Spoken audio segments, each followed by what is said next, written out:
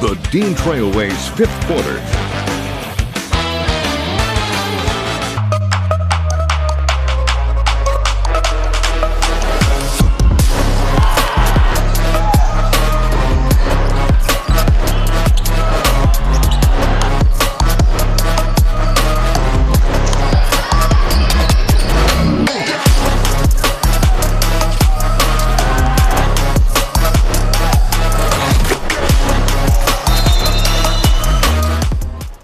If you go back a month ago, the last time the Waverly and East Lansing boys basketball team met, it was a standing room only gym as the Trojans protected home court and won by 7. So thanks as always for tuning in to the Dean Trailways fifth quarter. I'm Ian Kress. And I'm Haley Shomgard. Tonight the Warriors and the Trojans met again, and it was another jam-packed gymnasium, this time at Waverly High School.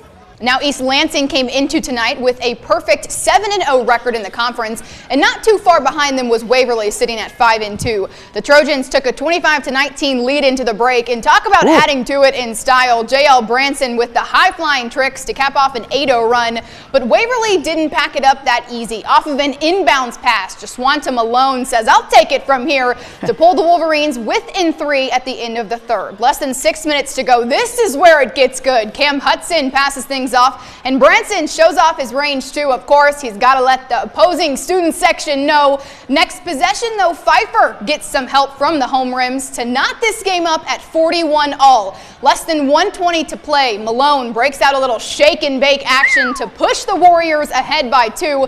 This game was an absolute slugfest. Less than 20 seconds to go. Torbert breaks free, gets the pushback to go, and pushes EL in front by 2. And he comes up clutch once more. Check out the steal that turns into the monster slam. He helps East Lansing seal the deal, 57-53 the final. So how did you stay so composed in these big moments, KJ? We got to know.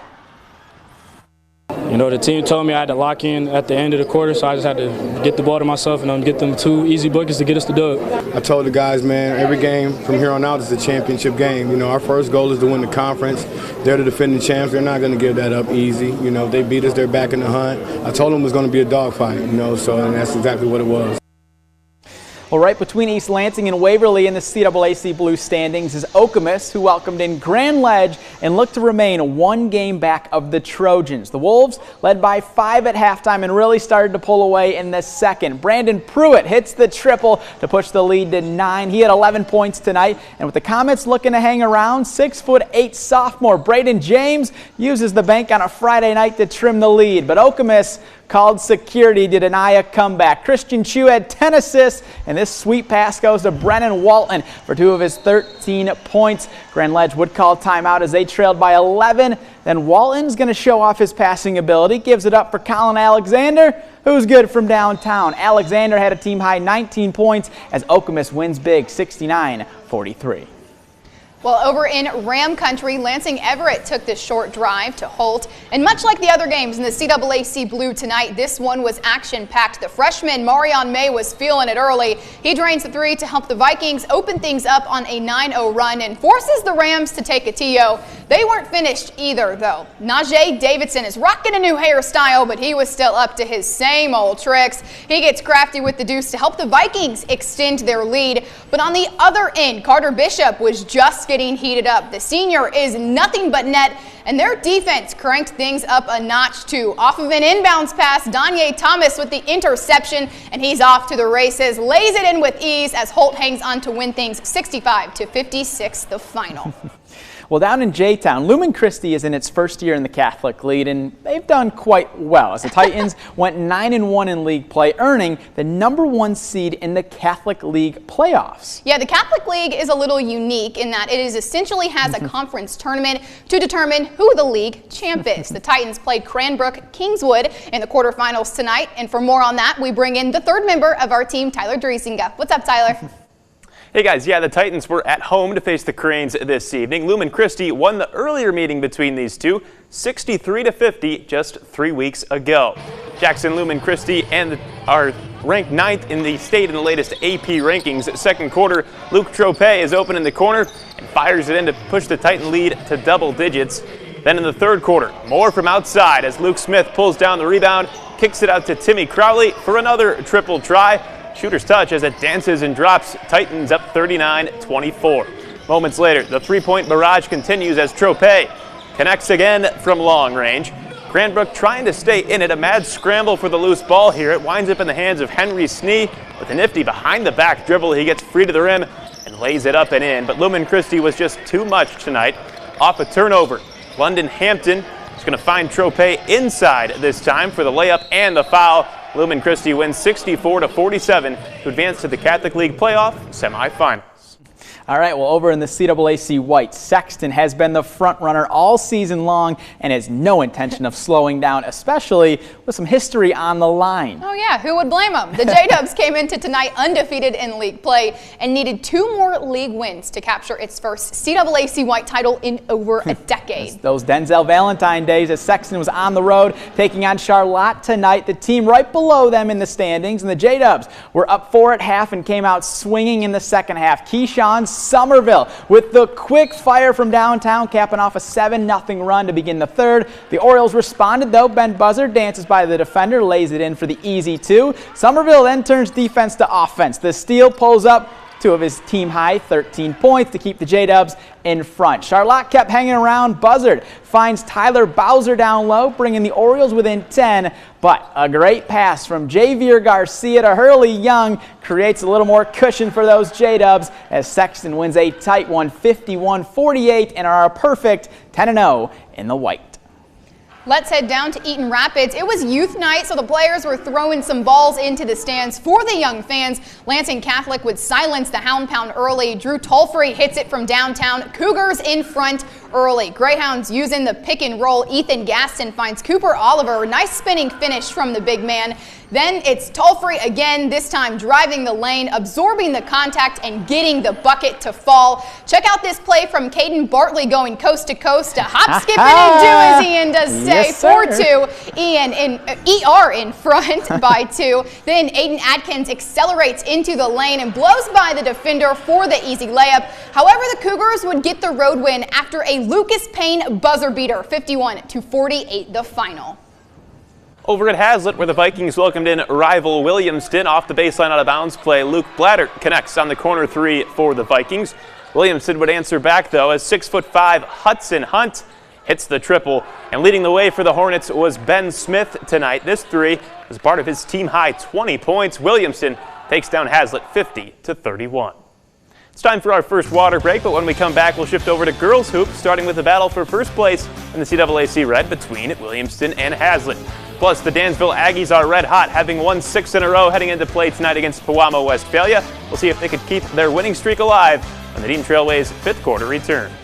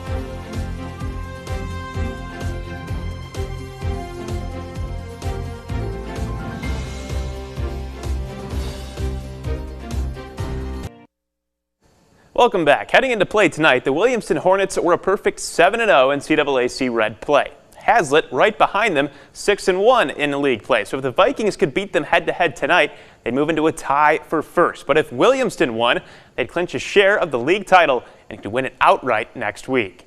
The Hornets won the first meeting by just 2, 45-43. We picked things up in the final seconds of the second quarter. Hazlitt finds Callista Blue for a long three at the buzzer, and she drills it. Vikings down just 2 at the break, but Williamston takes control in the third. Claire Casey knocks down a 3 from the wing. She finished with 15 points in this one. Later, she drives and kicks it to Thea Fortin for another 3. Hornets take an 8-point lead. Then, Anna Judith closes out the quarter with a lay-in at the buzzer. Williamston completes the regular season sweep of Hazlitt and clinches a share of the CAAC Red with a 57-38 win. The Hornets' first win at Hazlitt since 2019. Beating them the first time, we were super happy, but we knew that wasn't it. We knew we couldn't be satisfied with that. We knew we had to come in this game not thinking we beat them last time, we had to treat it like the first game. We talked about it all week long, and I had different quotes about opportunity. And, you know, whether we won or lost tonight, we have an opportunity to do some special things. And, you know, the reality is they came and we worked hard, and shots fell in the second half. And they didn't for Hazlitt. They're such a good team and well coached, so we're very fortunate. Over in the CMAC, the Portland St. Patrick girls sit atop the conference, and tonight they took down Perry 60-18, improving their win streak to 12 games. Meanwhile, Fowler took down Potterville tonight 57-28 and remain a game back of the Shamrocks in conference standings. Yeah, and just behind those two elsewhere in the CMAC, Pewamo Westphalia made the trip to Dansville, and when I say this was a defensive game, I mean it. Megan Zeitz, she's going to pull up from deep and connect to make this a 3-3 game at the end of the first quarter. Then the Aggies would try the inside game to find the bottom of the net, and Izzy Joseph banks it in to give Dansville the lead. Then how about the Pirates looking to set sail? Logan Drake left open under the hoop. She capitalizes. This was a 6-5 game at halftime, and thanks to a solid second half, Pewamo Westphalia goes on to win 28-20. Well, it's time for our final break of the night, and the fun is far from over because Michigan State's hockey team was in Ann Arbor tonight. Yeah, the Spartans dropped the puck with rival Michigan and left with their heads held high. We'll have those highlights after the break. Plus, one of the best to go through the Mason football program is remaining a Bulldog. It's all next when the Dean Trailways fifth quarter returns.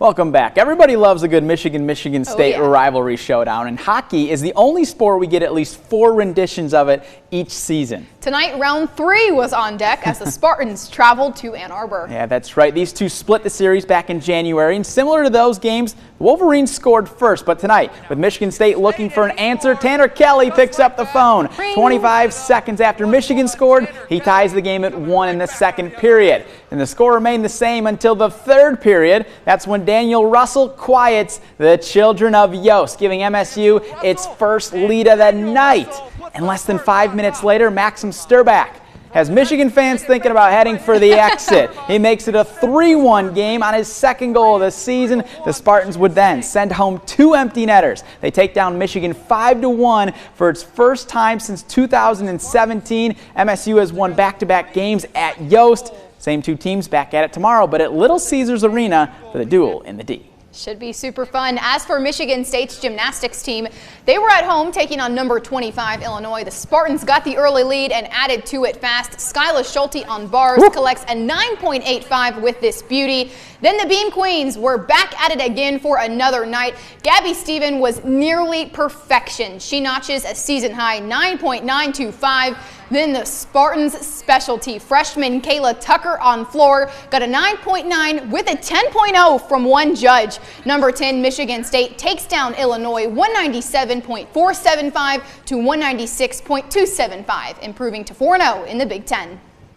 One name we've said often on the 5th quarter during the football and basketball season is Mason's Caleb Parrish, who signed this afternoon to play college football at Ferris State. The Mason Library was full of Parrish's family and friends as he celebrated his 18th birthday and put pen to paper. Parrish will graduate with the most touchdown receptions in Mason history with 29 and is number 2 in career receiving yards, as well as number 2 in career tackles.